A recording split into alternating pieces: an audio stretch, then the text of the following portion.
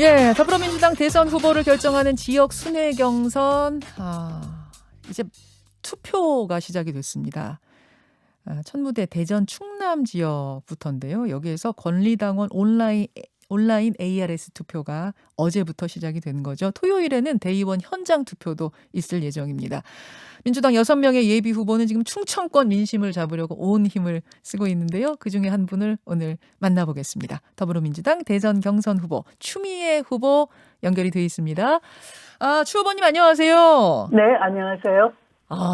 지난주에 출연하셨던 국민의힘 홍준표 후보는 네. 인터넷상에서 무야홍이라는 말로 바람을 일으키고 있다. 이제 이렇게 설명을 하셨는데 네. 추미애 후보는 네. 어떤 포스터 하나가 지금 인터넷상에서 굉장히 화제더라고요. 네, 보셨어요? 지금 저희가 유튜브와 레인보우로 청취자들께도 보여드리고 있는데 네. 적폐청산 간절함 이렇게 써 있고 그 밑에 미에로 하비바 보고 한참 웃었어요. 네. 건강음료 그 CF를 패러디한 건가 봐요. 네네. 아마도 그 지지자분들께서 이렇게, 깜짝 놀랄 만한 기발한 아이디어로 만들어 주신 것 같고요. 들리는 얘기로는, 예. 그거 만들다가 뭐 여러 날 밤도 새고 잠도 제대로 못 잤다고 그래요. 예. 저도 그 자발성, 창의성이 어디서 나왔냐 궁금했는데요. 바로 그분들께서 네. 개혁에 대한 열망, 의지, 그게 너무 간절하니까 저절로 그렇게 만들어질 거 아닌가 싶어서 예. 정말 고맙고 감사하더라고요. 지금 그 미에로 하비바라는 음료수 옆으로 6명의 여성, 머리를 이렇게 양쪽으로 따은 여성들이 6명 쭉 있는데 저는 누군가 잘 봤더니 추미애 후보님이세요? 네. 기발합니다. 네. 기발한 분들 많습니다. 네, 그분들이 또 다양한 그런 그 홍보 기발 아이디어를 다 모아가지고 오늘 네. 마켓추라고 홈페이지를 오픈한다고 합니다. 마켓추는 무슨 뜻인가요? 마켓추는? 마켓추는 그런 이제 홍보를 좀 더 적극적으로 하자 해서 그 다양한 아이디어를 다 모아가지고 그 중에 뭐 정책에 관련된 것도 있고요. 네. 예. 그 새벽 배송하는 사이트 그거 패러디한 거 아닌가 이 생각도 드는데 아무튼 좋습니다. 추미애 후보. 네. 지금 지역 순회 경선이 시작이 됐고 충청권에서 후보들 뛰고 계시는데 네. 충청 민심 어떻게 느끼십니까? 제가 충청대세라고 말씀을 드리면서 지역을 지금 2번째 다니고 왔는데요. 지난번 첫 번째는 허태정 시장님, 이춘희 시장님 당원 지지자분들 만났는데 이번에는 이제 그 대의원들 또 자발적으로 오신 권리당원들 만나 뵙고 있는데요. 제가 충청대세라고 조언을 했던 것은 충청남북도하고 대전 세종을 묶어서 만들면서 앞으로 충청남북도와 대전 세종이 국가 균형 발전 미래가 되는 충청권이 대세다 이랬더니 뭐 박수가 뜨겁게 쏟아졌어요. 그래서 현장 민심은 뭐 저로서는 아주 좋은데요. 그 이재명 후보는 말이죠. 네. 아예 충청에서 과반 득표, 몰표를 예상한다. 이렇게 목표하고 뛰시던데 각 캠프마다 판세 느끼는 게 많이 다른 것 같습니다. 아무래도 여론조사에서는 지금의 뭐 여론조사가 좀 어떻게 보면 가중치를 만들어가지고 어거지로 좀 하는 경향이 있잖아요. 그러니까 아마도 다른 선진국 같으면 그런 여론조사는 폐기될 것 같은데요. 저는 이 현장에서는 정말 충청도가 과거 어떤 보수층이라고 하는데 아니고 정말 개혁 민심이 절박하게 결집돼 있고요. 현장은 달라진다 생각합니다. 예. 지금 여론조사가 추미애 바람, 추미애 상승세를 제대로 반영하지 못하고 있다. 그런 말씀이신 거예요. 현장에서 훨씬 뜨겁게 느낀다. 이낙연 예비 후보는요. 내가 대통령이 되면 첫 총리는 충청권 출신 인사로 모시겠다. 이런 공언을 하기도 했는데 그 부분은 어떻게 보십니까? 사실은 그런 게 좀 옛날 방식 아니겠습니까? 왜냐하면 뭐 저도 영남의 딸 호남의 며느리지만 뭐 지역을 내세워서 득표를 호소할 생각은 없는데요. 지역주의라는 건 김대중 대통령께서 최대 피해자이셨고 또 노무현 대통령께서 지역주의 극복을 위해서 모든 걸 거셨는데 말로는 김대중 노무현을 승계하겠다고 하고 하시는 그 실천 약속은 전혀 다르다. 그러면 안 되겠죠? 뭐 국무총리라는 자리는 굉장히 중요한 거니까 예. 지역이 아니라 실제 능력과 인물 단됨이 이게 더 중요하고요. 충청 득표 전략이라고 한다면 제대로 된 충청 공약, 실효성 있는 공약 이런 걸로 승부를 거셔야 되겠죠. 뭐 민주당 같은 당 후보는 아닙니다만 윤석열 후보는 아예 네. 대통령 집무실을 세종시에다 내겠다 이런 약속을 네. 했는데 그건 그럼 어떻게 네. 보세요? 그런 그 장소 그런 식으로 약속한다 그러면 예전에 충청에 그 집무실 두겠다는 것이 마치 전두환 시절에 충청에 충남대를 둔 것 같은 그런 느낌 비슷하게 드는데요. 뭐 어떤 국가 균형 발전의 시대적 비전, 안목 이런 걸 제시하고 뚜렷한 전략을 꺼내놔야지 그냥 평생 사람만 잡아들이는 일을 하셨던 분이니까 그 비전 대신에 뭐 그런 그 얼렁뚱땅 그 땜질하는 처방을 내놓지 않나 싶어요. 지금 굉장히 세게 말씀하셨는데 세종시는 근데 뭐 거기 지금 행정 도시고 국회의사당도 네. 그쪽으로 옮긴다고 하니까 대통령 집무실도 그런 의미에서 만들 수 있지 않겠는가? 이런 주장이신데요. 완전히 이전하려고 한다면 이제 여러 가지 법적 보완을 해야 되겠고요. 그렇지 않고 그냥 제2의 집무실 두겠다고 한다면 집만 덩그러니 있고 안 가면은 그냥 뭐 이 별장 같은 그런 식이 되겠죠. 청남대가 떠오른다. 자, 네. 그렇다면 추미애 후보의 충청권 핵심 공약, 충청과 관련된 약속들은 어떤 게 있을까요? 네, 저는 충청을 그 이 광역으로 국가 균형 발전의 광역 허브이고 또 교통의 중심망으로 설계하고요. 충청 메가시티로 통합을 해서 글로벌 경쟁력을 갖춘 토해 경제 통합권으로 육성하고자 합니다. 이게 충청 메가시티 네. 그냥 들어선 조금 추상적인데 조금만 구체적으로 설명해 주실까요? 네, 제가 이 권역으로 나누어서 두 개 대전형 권역. 뉴딜과 네. 네, 충청권 메가시티 뭐 이런 말씀을 드리는데 그 대전과 세종시를 얘기하는 것이고요. 이 두 도시가 핵이 돼서 네. 대전은 충남과 세종은 충북과 이 권역을 균형 있게 발전시키는 중심추 전략이 바로 추미애만의 전략이 되겠습니다. 예. 민주당 대선 경선 예비 후보 추미애 예비 후보 여러분 지금 만나고 계십니다. 경선이 한창이다 보니까 뭐 후보들 간의 검증 작업도 동시에 진행이 되고 있는데요. 네. 판사 출신이시고 또 법무부 장관 출신이시니까 이 의견부터 듣고 싶습니다. 뭐냐? 이재명 지사의 무료 변론 논란입니다. 네. 2019년에 친형 강제 입원 사건으로 대법원 상고심 재판을 받을 때 이때 송두환 변호사, 지금은 인권위원장 내정자 되셨죠. 이분이 네. 변호인으로 이름을 올렸는데 수임료는 받지 않았다. 그럼 이건 일종의 김영란법 위반 아니냐, 그러니까 청탁금지법 위반 아니냐. 네. 이런 논란입니다. 민변에서는 아니다. 그것은 관행이었다. 사회 상규의 하나로 볼 수 있다라는 입장인데 추 후보님은 어떻게 보세요? 아마 구체적으로는 뭐 이재명 후보께서 명쾌하게 해명을 하셔야 될 것 같고요. 제가 잘 모르겠고 또 상호간에 뭐 1차 예비 그 경선 때도 비방을 심하게 하시던데 그것 때문에 사실은 피해를 본 건 접니다. 이런 저는 뭐 여러 가지 미래를 놓고 예. 양극화 해소를 위한 정책이라든지 또는 신세대 평화같이 이 분단 구조 해체를 위한 그런 정책, 또 기후 위기에 대응하는 기후 정의 이런 좋은 비전을 말씀드렸는데 이건 하나도 조명을 받지 못하고 민주당 경선을 네거티브 분탕치를 해버렸는데요. 지금 그 두 후보는 만나셔서 제대로 펼쳐놓고서 이걸 상호 비방만 하지 말고 이해되는 건 이해되는 대로 안 되는 것은 그 해당 의혹 제기 당한 분이 어차피 어떤 식으로든 본선에 가면 영향을 미칠 거기 때문에 깨끗하게 해명할 필요가 있다 이렇게 생각을 합니다. 이거는 뭐 어느 쪽이 옳다 그러다보다 깨끗하게 네. 해명하고 이재명, 이낙연 두 후보는 좀 만나가지고 이거 푸셔라 그런 말씀이세요. 네네네. 그래. 근데 추 후보님 요즘 네. 김종민 의원하고 왜 이렇게 설왕설래 설전이 뜨거우세요?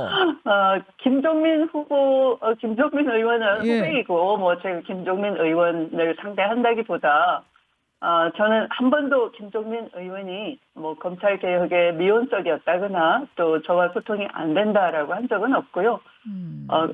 개혁을 위해서 굉장히 노력한 몇 안 되는 소수 의원 중에 한 분이고요. 여전히 또 고맙게 생각하고 있는데 예.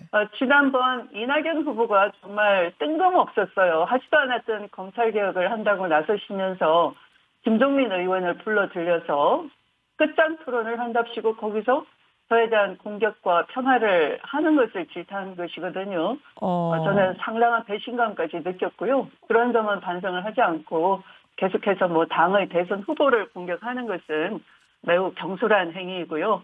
또 반드시 책임을 져야 할 것입니다.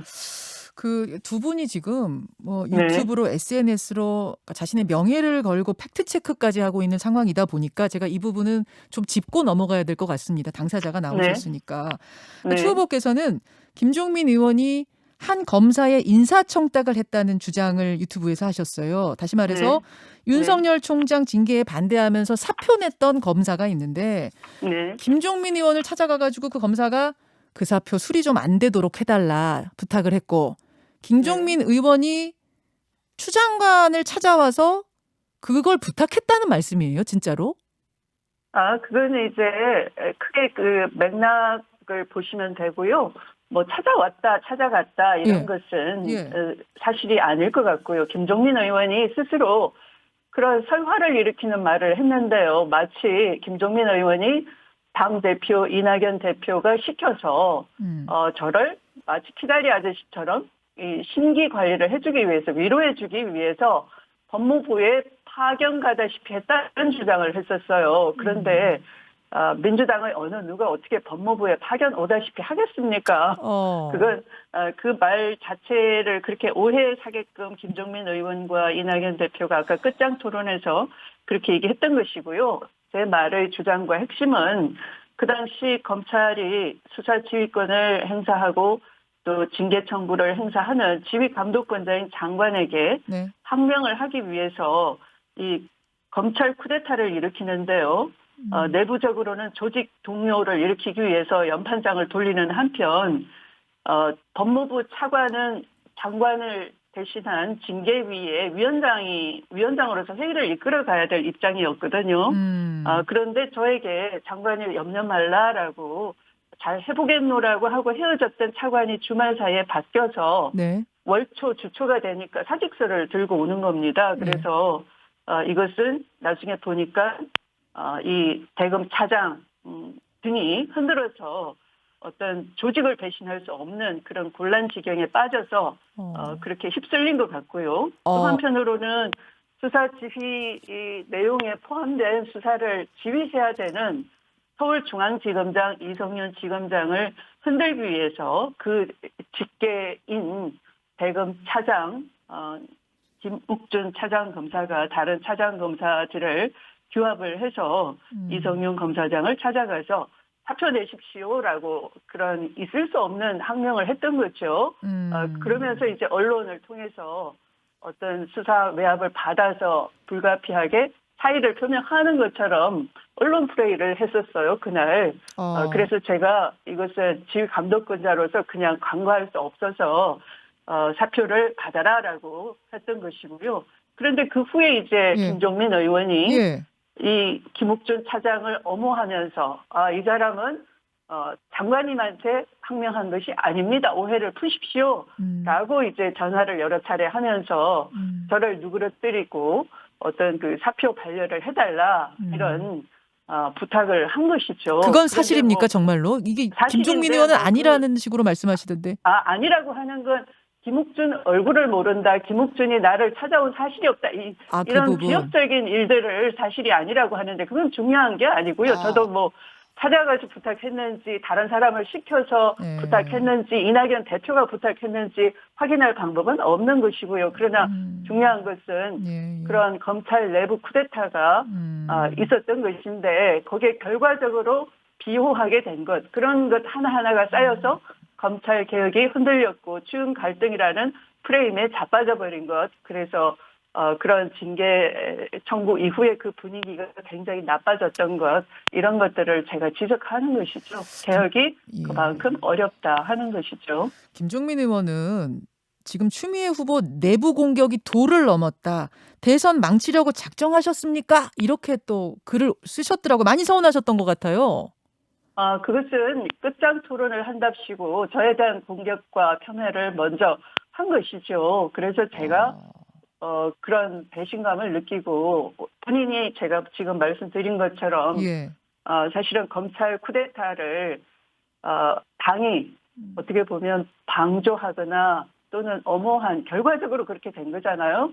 그러면 그때는 몰랐었어도, 그때는 미처 불찰이었어도, 지금은 장관이 그렇게 아프게 절규하듯이 호소하면은 그때 미처 몰랐습니다 해야 되는데, 정말 이 경선을 앞두고 호도하거나 왜곡하거나 계속해서 대선 후보를 공격하는 것은 매우 경솔하고 잘못된 행위이고요. 반드시 책임을 져야 할 것입니다. 책임을 지라는 거는 어떤 의미실까요? 어떤 식의 책임? 그런 결과에 대한 책임이겠죠. 그 김종민 의원이 근데 이낙연 후보 캠프는 아니시잖아요. 캠프이든 아니든 모르겠는데요. 일단 끝장 토론에 나와서 없는 말을 지어내서 일부러 하는 것이 왜곡이지 않습니까? 알겠습니다. 여론을 왜곡하는 것이죠. 제가 이제 그 질문을 드린 이유는 어떻게 하다가 이렇게 추 후보하고 김종민 의원 사이에 설전이 벌어진 것인가, 그 맥락이 참 잘 이해가 안 가서, 그분이 그 캠프도 아닌데 그것이 좀 희한해서 제가 아니 저는 그 김종민 의원하고 설전을 벌이려는 의도가 아니고요. 우선 이낙연 후보가 먼저 검찰 개혁에 앞장선다라고 하니까 대표 시절에 이미 수사 기소 분리를 제게 약속을 한 것이거든요. 제가 검찰 총장에 대한 수사 지휘와 감찰 징계 청구 이후에 이제 사의 표명하면서 장관님 염려 마십시오. 지도부 거의 모든 분들이 수사 기소 분리는 국회 입법 사항이니까 국회가 마무리를 하면 됩니다. 너무 큰 수고를 하셨습니다. 이렇게 한 지가 12월, 1월, 2월이었거든요. 그런데 막상은 재보궐선거에 불리해진다 이런 판단을 했는지 그냥 지금 의원이 서랍 속에 집어넣어 버렸어요. 그리고 그 부분에 대해서 밝히셔야 된다는 말씀. 네, 그래서 이제 이야기가 나오게 됐다는 거죠. 네, 이제 와서 대통령 되면 하시겠다고 하니까 대통령이 국회 입법 상권 분립 아래에서 하겠다고 하는 것도 공약 사항이 될 수도 없는 것이고요. 알겠습니다. 알겠습니다. 지금 해주시라라는 거였어요. 지금 해주시라. 추미애 후보 만나고 있습니다. 많은 분들이 이제 충청이 굉장히 중요하다. 여기에서 승기를 잡는 후보가 민주당의 바람을 일으키고 최종 후보가 되지 않겠느냐라는 말씀도 하시는데, 변수는 뭐가 될 거라고 보십니까? 충청 변수라는 건 역시나 이제 지금은 이 네거티브 이런 것에서 이제 빠져나오고요. 지금 오늘도 보면 언론 개혁 한다 해놓고 결국은 연기를 했지 않습니까? 언론중재법안 말씀하시는 거예요. 우선 어떤 입장이십니까, 추 후보님은? 이번에 이런 상황이었어도 좀 갔었어야 된다고 보세요? 당연히요. 왜냐하면 여태까지 공약한 것을 이제 마지막 정기국회 목전에 있는 것이고요. 그렇다면 약속을 지키고 가야 되는 것인데, 또 가을에 가면은 태풍이 또 한 몇 번 온다 그러면 지금도 민생개혁 2분법으로 민생을 위해서 개혁을 하는 것인데, 그걸 갈라치기 해가지고 민생이 급하다 이렇게 하고 개혁 입법을 미루어서 검찰개혁을 못한 채로 지나왔듯이, 언론개혁 마찬가지. 또 이제 가을에 정기국회가 열려가지고 태풍이 몇 개 오면은 그런 언론 입법이 중요하냐, 이 재난 구호가 더 중요하지, 그러면서 또 얼렁뚱땅 시간이 지나갈 것 같아요. 그러면 이제 또 대선 직전이니까 또 못한다. 지난번 재보궐선거 직전에 검찰개혁 입법을 서랍 속에 넣어버리듯이 핑계가, 안 하려는 핑계는 100가지도 넘습니다. 근데 이미 지금 할 수 있는 정도로 법안을 다 다듬어 놓고, 또 언론에 대한 징벌적 배상에 대한 경우의 수도 한 3가지로 아주 특정해서 하는 거니까요. 근데 대통령께서 상당히 부담스러우셨는지 마지막에 이철희 정무수석의 만류, 신중론이 힘을 얻었던 것 같은데요. 근데 그런 것이 이제 국회 입법권을 가진 국회가 당이 주도를 해서 대통령을 뭐 어떻게 보면 이 여론과 거리가 멀어지게 하고 옥죄는 것이죠. 오히려 이렇게 하는 네. 것이 대통령에게 득이 되지 않을 거라고 보세요? 대통령께서도 그게 국회나 당이 그렇게 결정을 해버리면 뭐라고 하시겠습니까? 알겠습니다. 이 부분에 네. 대해서는 강한 의지를 가지고 계셨던 것 같습니다. 네, 추미애 그래서 후보. 이런 개혁에 대한 그 지체가 지지자로 하여금 힘 빠지게 하는 일이니까 정말 다음 대통령은 이 제대로 결단하고 앞날을 통찰하고 또 섬세하게 보면서도 다 준비가 됐을 때는 결단해내면서 성과를 보이고 하는 그런 사람이 결국 더불어민주당의 대선 본선 후보가 될 것이다. 그런 선택을 우리 충청도가 하실 것이다라고 생각합니다. 알겠습니다. 개혁은 미에로 하비바 이걸로 마지막 인사를 네. 대신하죠. 추미애 후보님 고맙습니다. 네, 고맙습니다. 예, 민주당 추미애 대선 예비 후보였습니다. 김현정의 뉴스쇼는 청취자 여러분의 참여로 이루어집니다. 트위터, 페이스북, 레인보우 게시판, 그리고 단문 50원, 장문 100원의 유료 문자 샵 1212, 우물정 1212 통해 참여하실 수 있습니다. 김현정의 뉴스쇼, 여러분과 함께 만듭니다.